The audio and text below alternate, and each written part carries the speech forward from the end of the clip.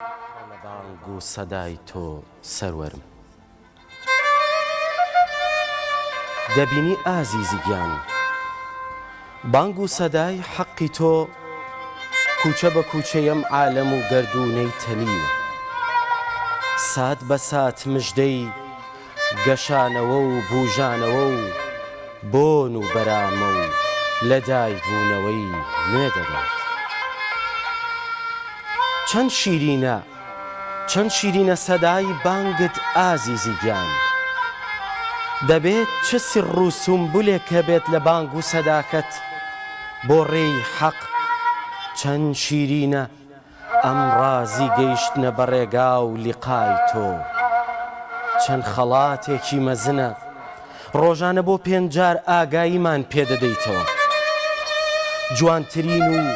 گەورەترین ڕاز و سیمبولی ئاگایی یادەوەری ڕەسوولی ئەکرەم و شافعی ئوممەت و مەرتەبەی ئەعلا و کەماڵی ئینسانیەت مەولانا ئاسا لە کاتی بانگتدا دەست بە گەردنەوە دەگرین و دەڵێن نامت بمانە تا ئەبەد ئەی جانما ڕۆشن بە تۆ دنیا پڕکەن لە سەڵاوات گەردوون پڕکەن لە سەڵاوات با زەوی و ئاسمانەکان دەنگ باتەوە با شاخ و دەشت لادێ و شارمان بشواتەوە گەردوون پڕکەن لە سەڵاوات لە کوێستانمان لە گەرمیانمان بادینانمان هەم سۆرانمان پڕکەن لە ناوی موحەممەد پڕکەن لە نازی موحەممەد لەگەڵ کانی لەگەڵ ڕووبار لە پاییز و هەم لە بەهار لەگەڵ چیا لەگەڵ گوڵا لە سپێدە و نیوەی شەوە لە سەحرا بێ یان لە دەریا لەگەڵ پیرە لەگەڵ لاوە لە ضوحا بێ یا لە عەسرا هەر سەدایە و سەلاواتە سەردارەکەم سەروەرەکەم هەر عاشقتە و هەر ئاشناتە دنیا پڕکەن لە سەلاوات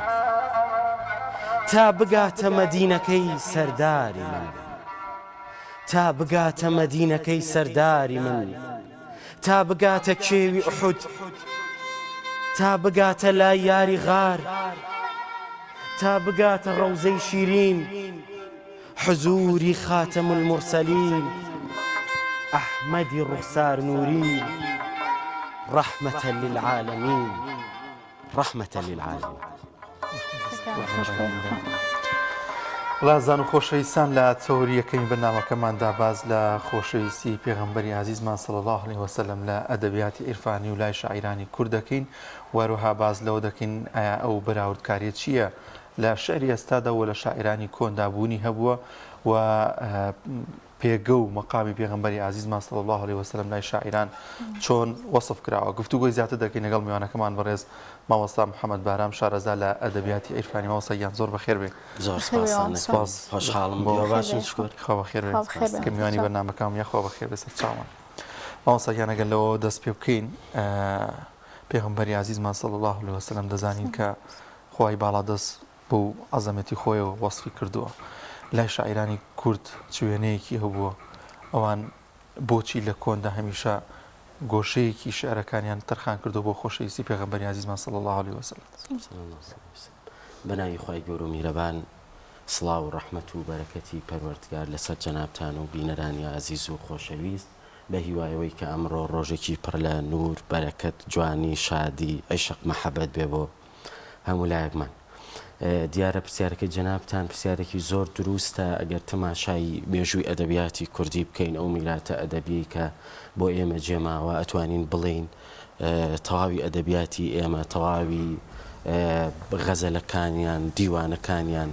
دەستپێکەکەی هەمیشە بە وەسف و سەنای لە دوای سوپاسی پەروەردگار دەستپێکی هەموو کتێبێکی نەثر و چ نەزمی عیرفانی بێ شەعر بێت هەر هەمووی لە دوای وسپاس و ستایشی پەروەردگار ڕاستە و خۆ ئەدیبانی ئێمە شاعیرانی ئێمە بە وەصف و سەنا و مەدحی پێغەمبەری عزیز محەممەد صلی الله عليه وسلم دەستیان پێ کردووە و ئەتوانم بڵێم نەک گۆشەیەکی ئەدەبیاتی کوردی داگیر کردووە بەڵام بەڵکو ئەتوانم بڵێم گەورەترین بەشی ئەدەبیاتی کوردی ئەو میراتە بەشەریە جوانەی کە لە نێو ئەدەبیاتی کوردیا هەیە بەراورد بە نەتەوەکانی چواردەوریشمان ئەتوانین بڵین کورد بە گشتی عاشقی و محەبەتی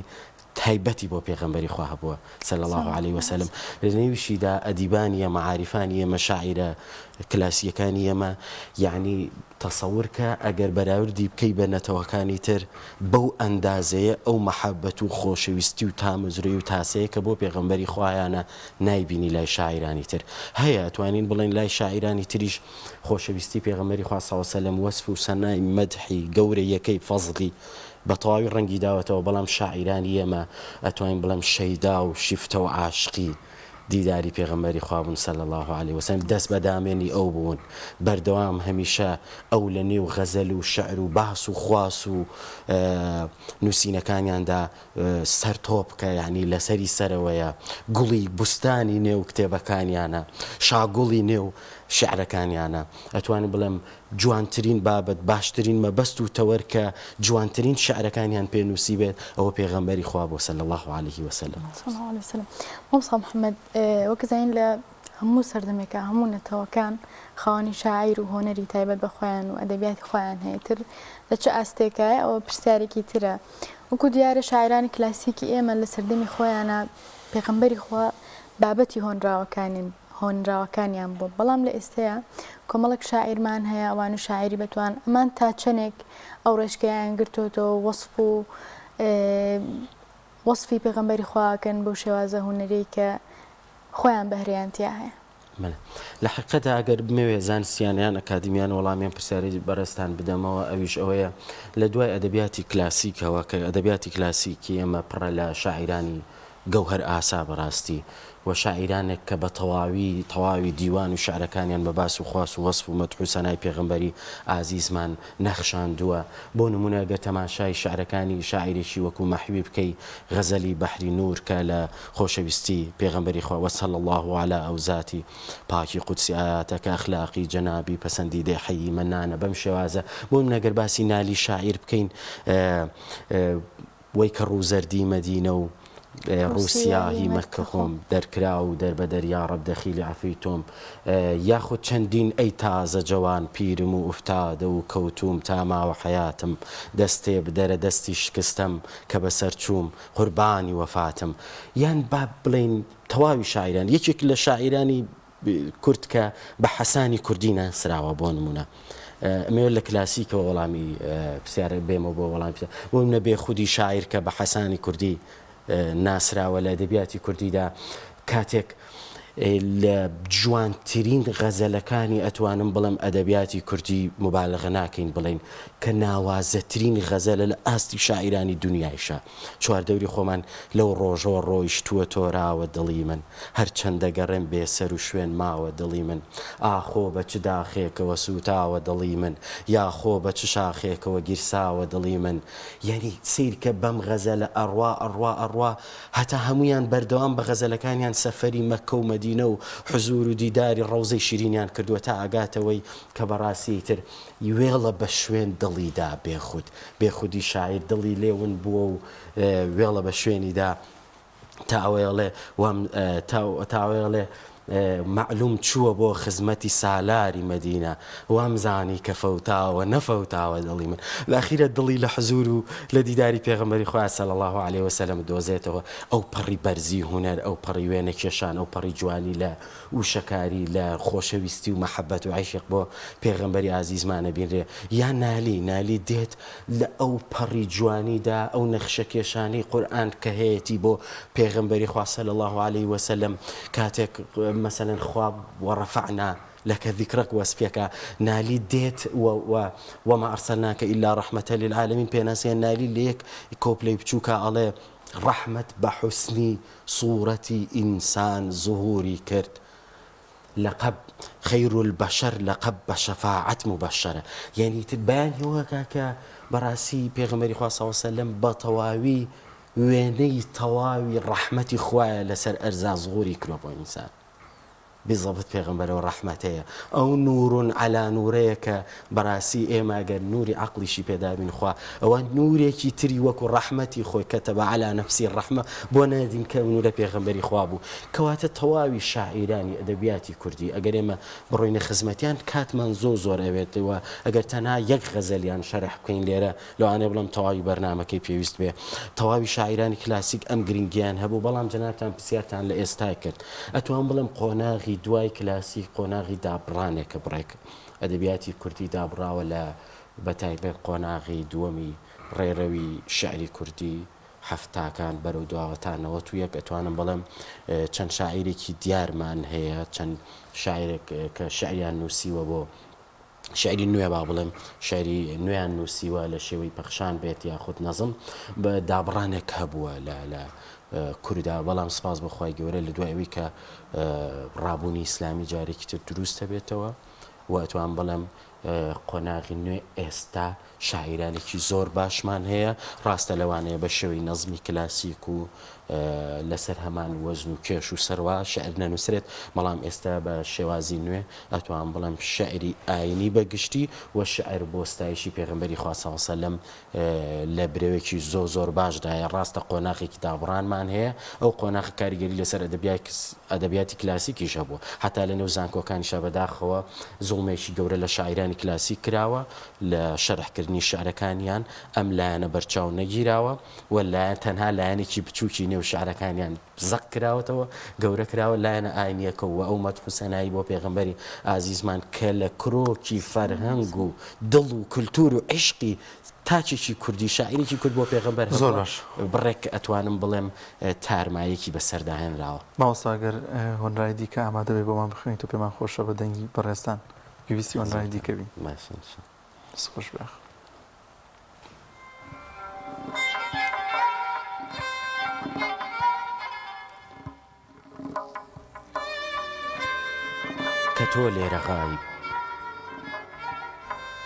کە تۆ لێرە غایب ئەزیزەکەم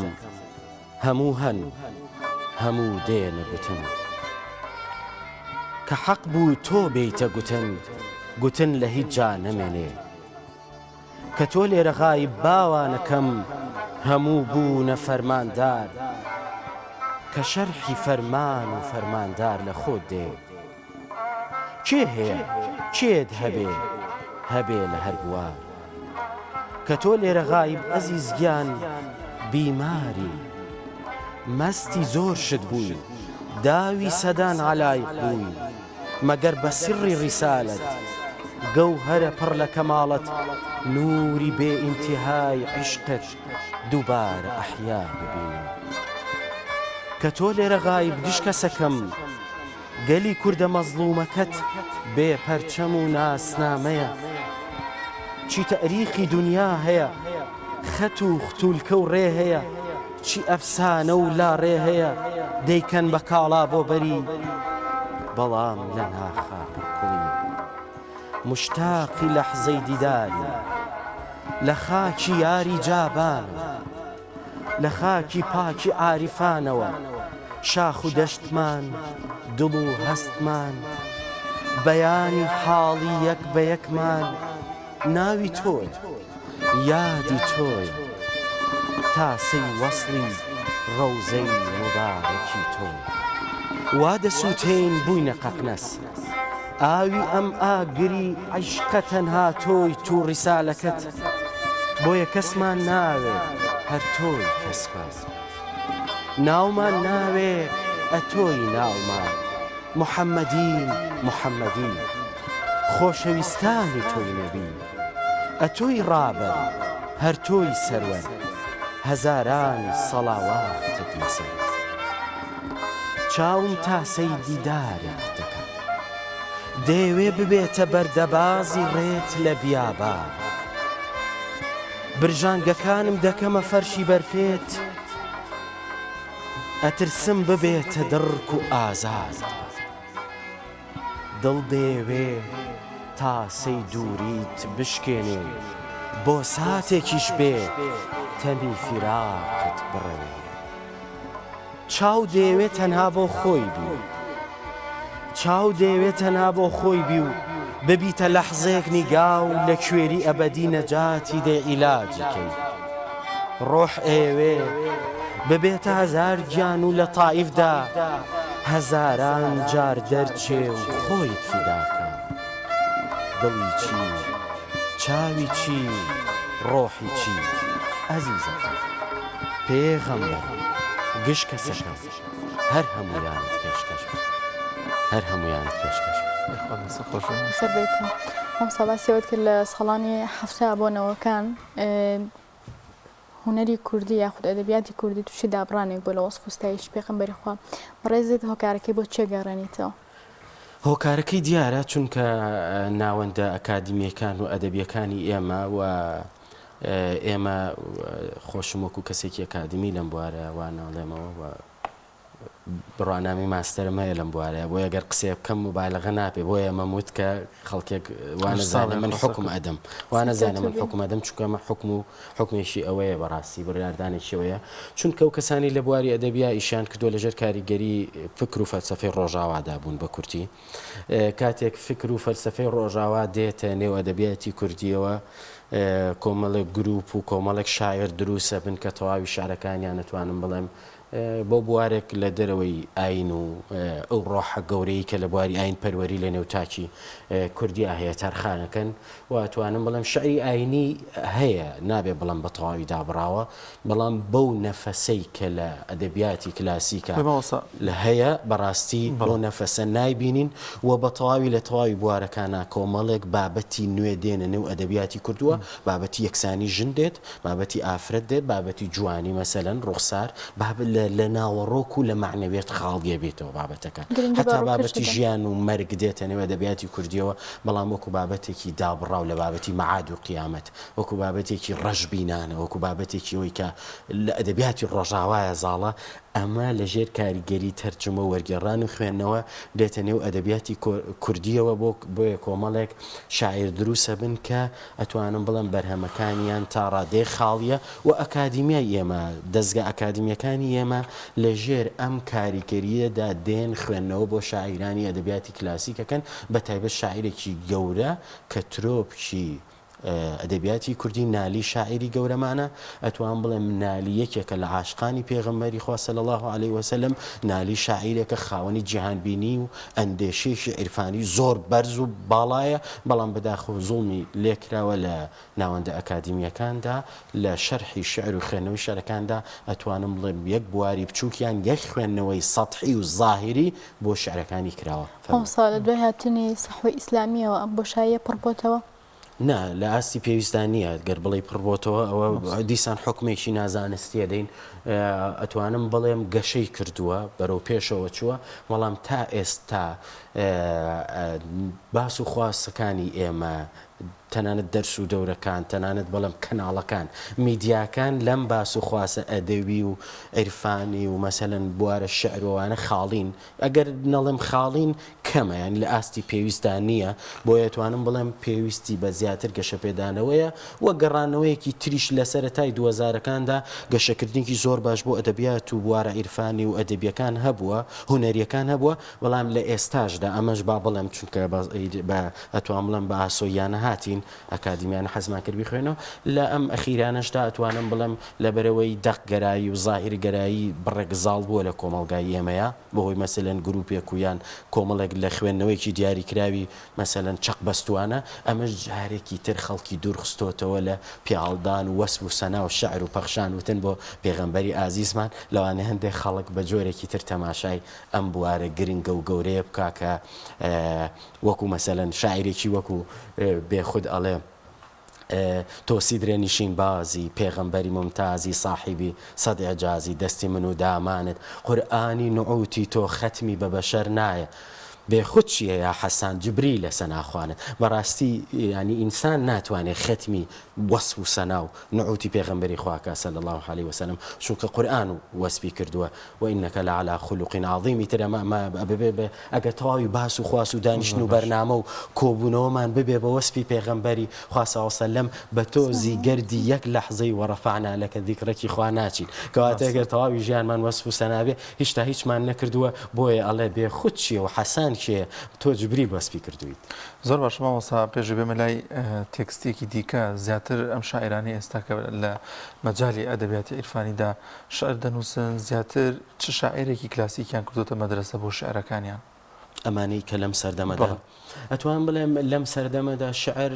شاعیرانمان هەن لەسەر شێوازی کلاسیک بە هەمان کێش و سەروا و عروس شعرە نووسن بەڵام ئێستا شعری نوێشمان هەیە کە پەخشانمان هەیە شعری بێسەروامان هەیە شعری سەروادارمان هەیە کە ئێستا توانم بڵێم ئەمانە شاعری زۆر گەنجی زۆر باش دروست بوون و کلاسیەکانی شاعری گەنجی زۆر بەتوانامان هەیە توانم بڵێم ئەگە مبالەغە ناکەم ئەتوانم بڵێم نزیک لە هەمان تام و بۆن و بەرامەی شاعیرانی کلاسیک دێت وەسف و سەنای خواناسی و پێغەمبەرناسیەکە کە ئەمە شتێکی دڵخۆشکەرە و بە شێوازە نوێکەیشی کە شعری ئازادی پێڵێن یان شعری بێسەروای پێڵێن یان پەخشانی شعری پێڵێن بەڕاستی لێرەشە ئەتوانم بڵێم شاعیرانمان هەیە بەڵام وەک پێم وتن شعری کوردی لە ئێستادا شعری ئاینی بەگشتی و شعرێک کە ناوڕۆکی وەسف و سەنای پێغەمبەری عەزیزمان بێ بڕێک لە بێنازیدایە بڕێک لە بێکەسیدایە وەکو پێم وتی مەجالەکە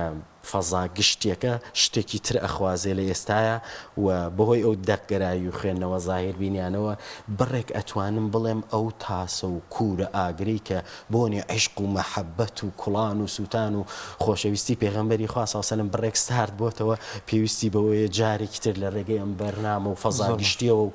یادکردنەوەکان و بۆنەکان و ئەوانە جارێک تر ئەم بابەتە زیندوو بکەینەوە چونکە خۆشەویستی پێغەمبەری خوا صلی الله علیه و سلم لە نێو ئەدەبیاتی شاعیراندا ئەوەندە گەورەیە ئەوەندە جێنەخش و نیگاری دیارە ئەتوانم بڵێم لە ترۆپکایە پڕە لە تاسە پڕە لە ئەوین یعنی پێغەمبەر ناز بوون شاعیرانی کورد ئەتوان بڵێم گەورەی پێغەمبەری خوا صلی الله علیه و سلمیان بە تەواوی بۆ دەرکردووە نالی مەحوی چەندەها غەزەلی دوور و درێژی خوان هێناوە لەم خاکی سلێمانیەوە لەم غەزەلەدا سەفەر ئەکا بەرەو مەدینە دواتر بەرەو مەکە بە گەردی بەرد بە بەردی ئەو ڕێگای حیجاز و مەسەلەن شامە ئەکات تا ئاگاتە حزوری پێغەمبەری خوا صلی الله علیه و سلم یەک دنیا مەحەبەتی خۆی بۆ دەرەبڕێ قورئانیانە زۆر جوان پێغەمبەر ناسێکی گەورن ئەتوان بڵم ئەگەر بتەوێت پێغەمبەر بناسیت بڕۆ لە نێو ئەدەبیاتی کوردیدا لە نێو شعری شاعیرانی کوردیا ئەو فازڵە ئەو گەورەیە هەست پێەکەی و دەرکی ئەەکەیت زۆر باشە مامۆستاگیان گەرگەویستی تێکستێکی دیکە بین وی تۆزە بەرنامەکەمان زیاتر پرچێشتر بێت لە چێژێکی ڕۆحی بێ خزمەتتان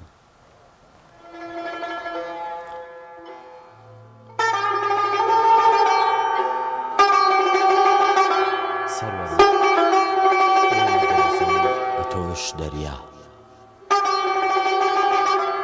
ئێمە کە خاوەنی دڵێکین تەنها وەک گۆزێک چلۆن دەریای پڕگەوهەری تۆ لە گۆزەی دڵی ئێمەدا نما دەبێت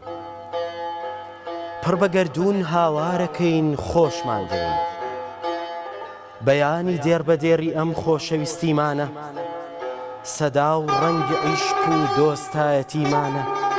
ئەوەیە بەردەوام لە یادمانە لە ڕاز و فکر و ژینمانە زیکر و ناوی تۆ سەڵاوات و ڕازی تۆ لەسەر زارمانە لە نێو لاپەڕەی ژیانمانە لە نێو سات بە ساتی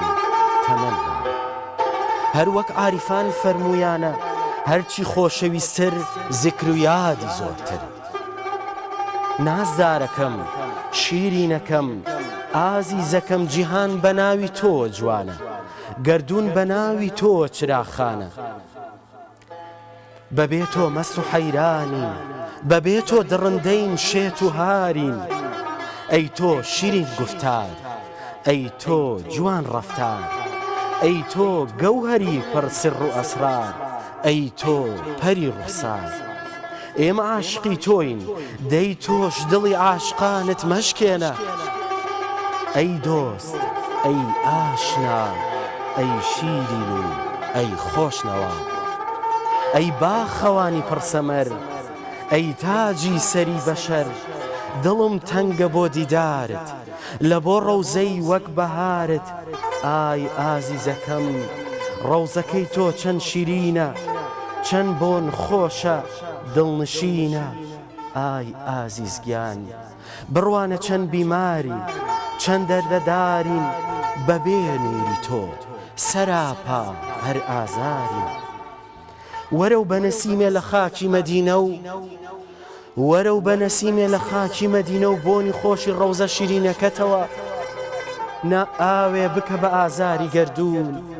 بە دەردی گشت مەردوو ئەم دڵە دێوانەش بۆ هەتا هەتایە فێنک و سازگار بکەوە